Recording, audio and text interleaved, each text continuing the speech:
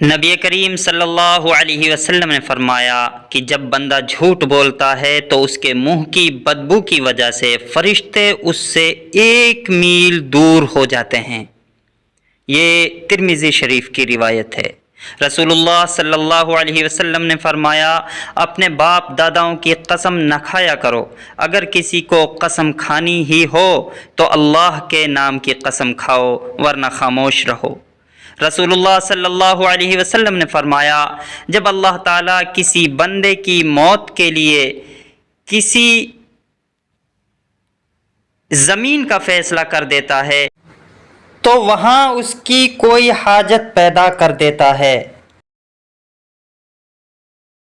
رسول اللہ صلی اللہ علیہ وسلم نے فرمایا، اے عورتوں کی جماعت، صدقہ کیا کرو اور کثرت سے استغفار کیا کرو، کیونکہ میں نے جہنم میں اکثریت تمہاری یعنی عورتوں کی دیکھی ہے۔ وَمَا تَشَاءُونَ إِلَّا أَن يَشَاءَ اللَّهُ، اور تمہارے چاہنے سے کچھ نہیں ہوتا جب تک کہ اللہ رب العالمین نہ چاہیں۔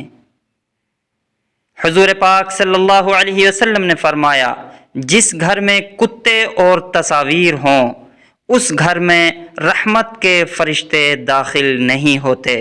صحیح بخاری۔ ادعونی استجب لکم، مجھے پکارو میں تمہاری دعائیں قبول کروں گا۔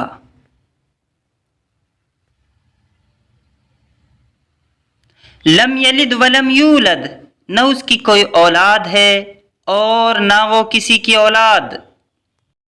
الصلاۃ خیر من النوم، نماز نیند سے بہتر ہے۔